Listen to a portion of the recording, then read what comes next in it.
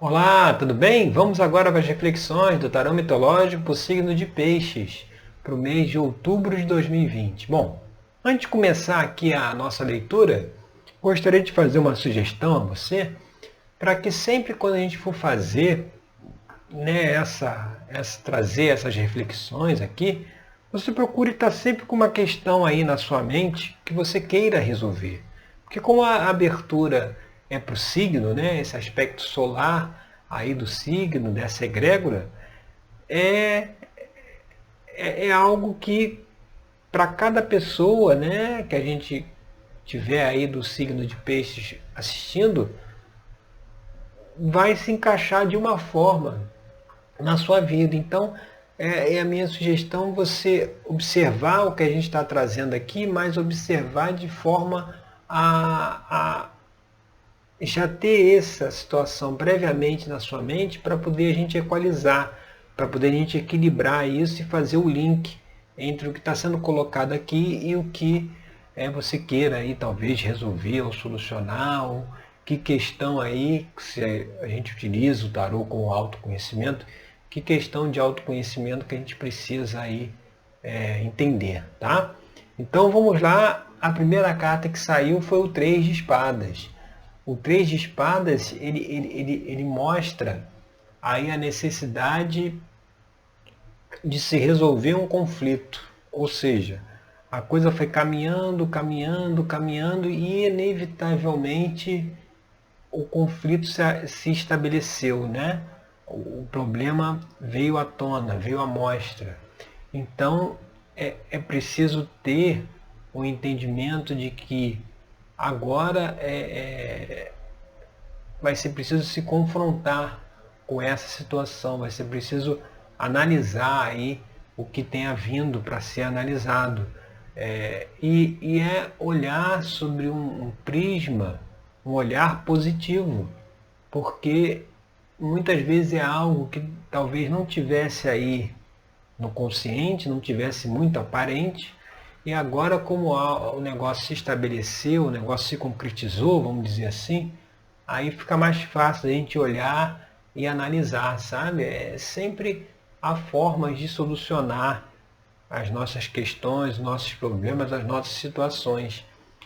E essa forma sempre vai passar por a gente procurar enxergar e identificar qual é a nossa participação no processo. A gente tem uma tendência muito forte, e isso é trazido pelas religiões que colocam na figura de Deus, né, aquela entidade opressora, que castiga, que pune, né? Então a gente está sempre nesse papel de vítima, né? A gente está sofrendo por conta aí de um castigo divino, por conta de algo que eu não tive culpa e que eu talvez não mereça estar passando. Esse é um nível de entendimento, de enxergar a situação mais abaixo.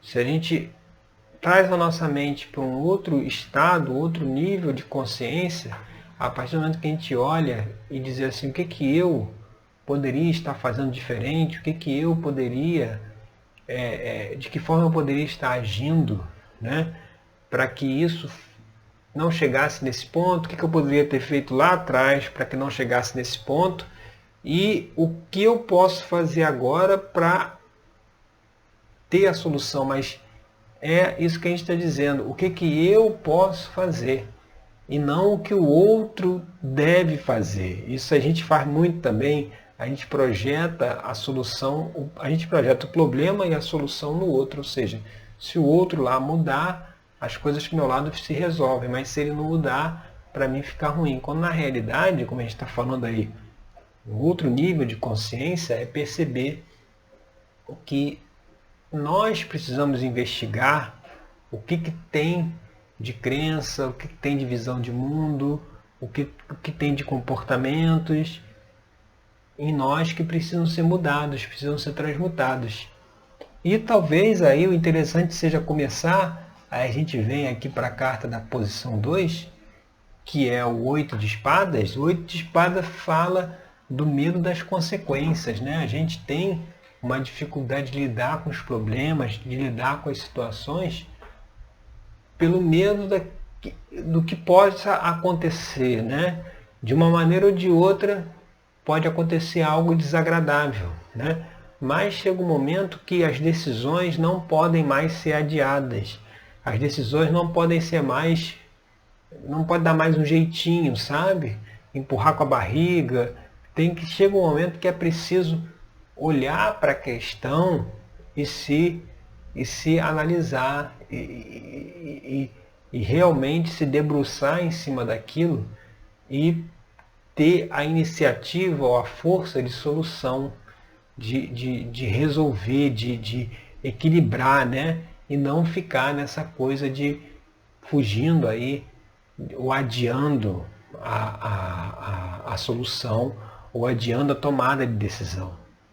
E o que vem aqui na posição 3, que veio, né, a carta que mostra o que está aparente na questão, aparente aqui a gente vê o pajem de ouros, né? O pajem é aquela energia, fazendo a comparação, né? Fazendo uma ponte, aquela energia da criança, né? Que é aquela energia, algo de muito movimento, muito rápido, né? As crianças, elas são muito rápidas, mas também ainda muito ali aquela coisa ainda muito imatura, ou muito ainda no início, no princípio, né? O pajem de ouro, ele fala dessa relação com a terra. A relação com a terra aqui pode ser enxergada com a relação com a vida material, né? Tem pessoas que acabam negando a vida material, né? Querem viver uma vida mais voltada talvez aí para a espiritualidade, né? E é como se a espiritualidade fosse a negação da materialidade, né? A gente tem um corpo biológico, né? Para mantermos, para alimentarmos, para cuidarmos. Então a gente precisa estar observando as questões do mundo, né? Aquela coisa de aterrar, né? De colocar os pés no chão para resolver as nossas situações. Não dá para viver, né, nessa história muito de como se vivesse na espiritualidade, no mundo espiritual. Porque o mundo espiritual e o mundo material é uma divisão que foi feita de uma forma pedagógica, né, para você poder explicar um conceito e o outro. Mas na prática, espiritual e material está tudo conectado, é tudo uma coisa só, não tem mundo material, não tem mundo espiritual. E, em última instância, tudo é espiritual, né? Tudo é energia. Então, o que está aparente aí é a necessidade de se olhar mais, de pôr mais os pés no chão, sabe? De talvez aí uma energia, o naipe de ouros é ligado às profissões, né? Ao dinheiro, ao lado financeiro. Então talvez precisa colocar aí talvez os pés no chão para identificar o problema que veio, né? Que pode ter alguma relação com uma questão financeira. Isso aí, lá dentro da terapia tarológica, a gente vai fazendo essas conexões, mas que precisa ser observado agora, sabe? Precisa ser avaliado. Vamos ver o que está na base da questão. Pô, na base da questão, aí vem a carta do Hierofonte. Você vê, Hierofonte é aquele justamente que ele busca o sentido das coisas, sabe? Ele estuda a vida aí sobre um aspecto mais filosófico. Ele vai querer entender a razão das coisas, né? Então, é uma mensagem de conhecimento e de interiorização. Porque você vê, o Hierofonte está lá dentro da caverna, né? Então isso aqui já é uma figura que mostra a necessidade da interiorização, de olhar para dentro. Ele está lá dentro da caverna, mas não está sozinho, não está parado. Ele está lá com o pergaminho na mão, mostrando o que? O conhecimento, a necessidade do conhecimento, a necessidade da reflexão. E ele é uma figura que é metade homem, da cintura para cima é homem e da cintura para baixo é um cavalo, né? É o centauro, mostrando que a nossa característica humana, ela precisa dominar esse nosso lado mais primitivo, mais animalesco, né? Mostrando que o que está na base da questão é talvez sair da superficialidade das situações, né? Do cotidiano, e tentar enxergar o que está por baixo. O que está causando essa situação? O que me trouxe até aqui? O que causou aí esse problema que agora está aparecendo aí para resolver? E de que formas eu posso resolver? Só será feita a partir dessa introspecção e daquilo que a gente falou antes, de ver qual a participação que nós tivemos no processo, que atitudes, comportamentos, ações, muitas vezes do passado, que nós tomamos e que hoje elas estão batendo a porta, né? Estão cobrando, mas assim, é tudo para o nosso aprendizado. Tudo que a gente atrai, tudo que a gente tudo que vem para nós na vida é para o nosso crescimento, como a gente, se a gente atraísse as situações para o nosso próprio crescimento e desenvolvimento. Se tiver um olhar, por isso que no início a gente falou de ver as coisas com prisma, um olhar mais positivo. Se tiver um olhar pessimista, negativo, a coisa vem, a gente acha que veio para derrubar, quando na verdade veio para nos impulsionar, para ajudar, para fazer com que a gente cresça. E é justamente isso que precisa ser observado. A necessidade do crescimento pessoal, a necessidade de superar aí certos padrões, certos comportamentos e de ter um olhar para a vida mais profundo, sabe? O Hierofonte traz essa profundidade. Um olhar mais profundo, enxergar o que está por trás das situações, quais são os comportamentos que levam. Né? O que está aparente no cotidiano, no dia a dia, nas situações, é apenas o externo. Eles estão refletindo algo interno que acontece dentro de nós e que, né, ele é exteriorizado. A gente precisa fazer essa análise, essa reflexão também. E indo aqui para a carta da posição 5, que é influências do passado, a gente vê a carta do julgamento. E o julgamento está muito ligado também com cobrança. Então, é aquela coisa de que vai ser preciso deixar para o passado as cobranças, cobrar o outro. Né? Não adianta quando tem um problema, a gente, em vez de tentar resolver o problema, a gente ficar procurando culpados. Né? Porque vai procurar o culpado, muitas vezes talvez até se procure o culpado para que não se resolvam os problemas. Né? Diz assim, não, o culpado é você, então você tem que resolver, eu não quero resolver nada, a culpa é sua, você se vira. Então, é preciso deixar de lado essa coisa da cobrança, de procurar culpados, e uma vez que a situação está colocada, está dada, está estabelecida, a gente procurar ir lá e resolver. A gente não tem muito para onde fugir, sabe? A gente saber que tem que resolver, que precisa resolver e decidir caminhar em direção à solução, sem medo das consequências. Aqui foi apontado aqui no 8 de espadas, sabe? Tomar a decisão de resolver sem procurar culpados, não importa mais a culpa foi de quem, o que importa é que tem uma questão que precisa ser resolvida. E como influência do futuro, a gente vê ali o 9 de ouros. Que aí sim, o 9 de ouros, ele é uma carta... É difícil falar a carta positiva, né? Porque todas as cartas, elas têm aspectos luz e sombra, né? Mas o 9 de ouros é uma carta extremamente, assim, um sentimento, né? Uma posição extremamente positiva, equilibrada. Então, mostrando que se esse problema for resolvido, né, tiver essa atitude de resolvê-lo, de equilibrá-lo, vai chegar num ponto lá do 9 de ouros de ter esse sentimento de dever cumprido, sabe? Aqui é como se fosse isso, sentimento de dever cumprido. Eu cumpri aquilo que eu deveria fazer, eu resolvi a questão que eu deveria resolver. E isso inevitavelmente trará também uma situação, talvez até financeiramente, mais confortável, mais equilibrada, mais que para isso é preciso analisar muitas dessas questões que a gente colocou, inclusive aqui como extensão, né, a carta 7, que é a extensão futura aqui da carta 1, a gente vê o 7 de paus. E o 7 de paus é uma carta que fala de conflitos, mas conflitos de ideias, né? Então tem que tomar um cuidado para que na hora de resolver as questões não fique aquele conflito de opiniões. Um tem uma opinião, um tem uma ideia, o outro tem outra opinião, outra ideia, e aquilo fica se batendo, sabe? Na realidade é preciso que as duas visões sejam ouvidas, sejam respeitadas, sejam avaliadas e se caminhem em conjunto para uma terceira via, né? Vários vídeos a gente fala sobre isso. A chave da harmonia, do consenso, é a terceira opção, não é nem a primeira e a segunda.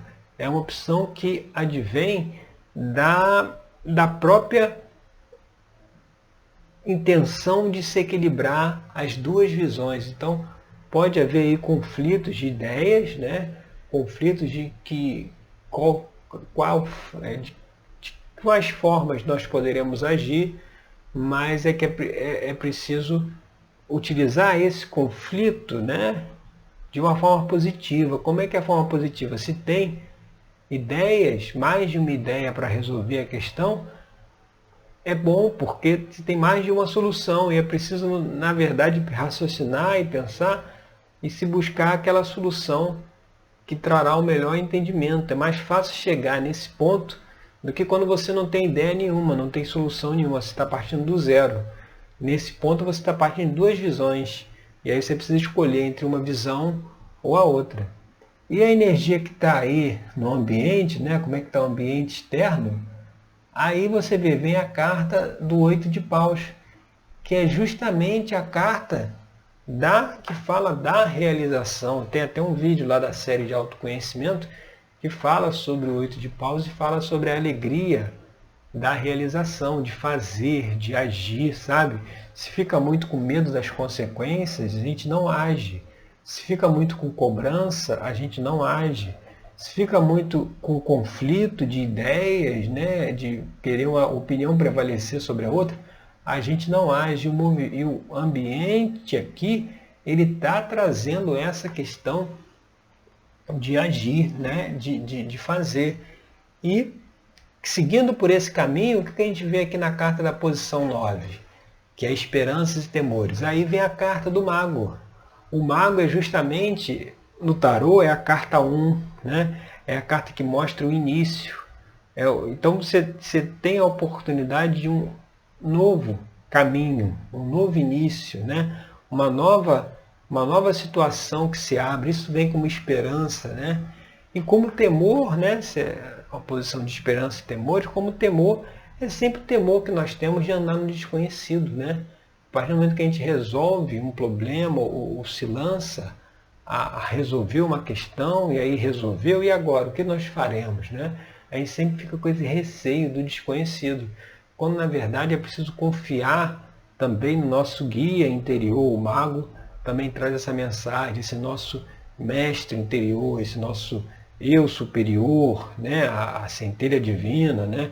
Que é essa parte, entre aspas, de Deus que tem dentro de nós, né? A nossa consciência cósmica. Olhar também para a nossa intuição, porque essa intuição quer nos transmitir, sabe? O que a intuição quer nos trazer, quer nos orientar, quer nos guiar, assim como o mago, né? É olhar, buscar também, tanto olhar para dentro para ver que comportamentos levaram às situações, mas olhar para dentro em contato aí com esse eu superior, né? Que tem as respostas para os nossos problemas. Aí é preciso aí talvez serenar a mente, fazer uma meditação, acalmar e buscar essa conexão interna que vai também ajudar no processo.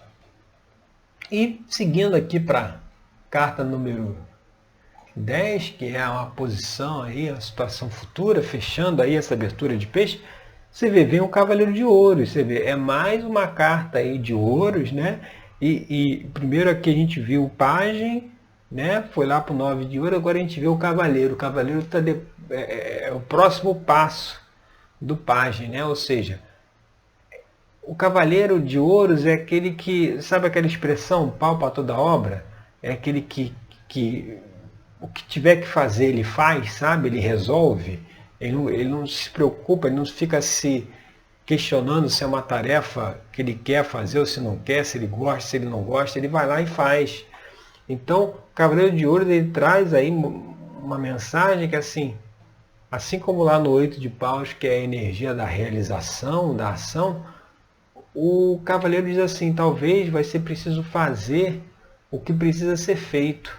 Goste a gente ou não goste, né? Não dá para a gente fazer também tudo que a gente gosta. Aquilo que a gente não gosta de fazer, aí é preciso fazer uma autorreflexão para descobrir por que não gosta de fazer, né? Porque na verdade a gente não deveria impor barreiras à nossa atuação, né? À nossa ação. Devia questionar de onde que vem essas barreiras. Mas o cavaleiro é aquela coisa que diz, aqui o Cavaleiro de Ouros ele diz que é preciso se dispor a se lançar, a fazer o que precisa ser feito para que consiga os objetivos, para que se consiga o equilíbrio, para que se consiga a solução dos problemas, é não se eximir ou talvez não fugir de certas responsabilidades ou de certas situações, fazer o que precisa ser feito. Tem inclusive, agora falando isso, tem um vídeo também na série de autoconhecimento que a gente fala sobre essa questão, fazer o que precisa ser feito, que é justamente porque ao se analisar tudo que a gente trouxe até aqui, vai chegar nesse caminho que com a ajuda lá do mago, desse nosso mestre interior, com certeza você terá aí as condições de saber o caminho que seguir, saber por onde se orientar, e é algo que talvez tenha também uma mensagem aqui de se contentar com aquilo que você tem, sabe? Muitas vezes a gente fica focando muito nos que nos falta e a gente esquece de ver o que nós temos, né? Tanto que o cavaleiro, o pajem de ouros, ele tem um pentáculo aqui na mão e está feliz com o pentáculo dele. O cavaleiro de ouros também tem um pentáculo na mão e está feliz também com esse pentáculo, né? Ele não está reclamando porque ele só tem um, né?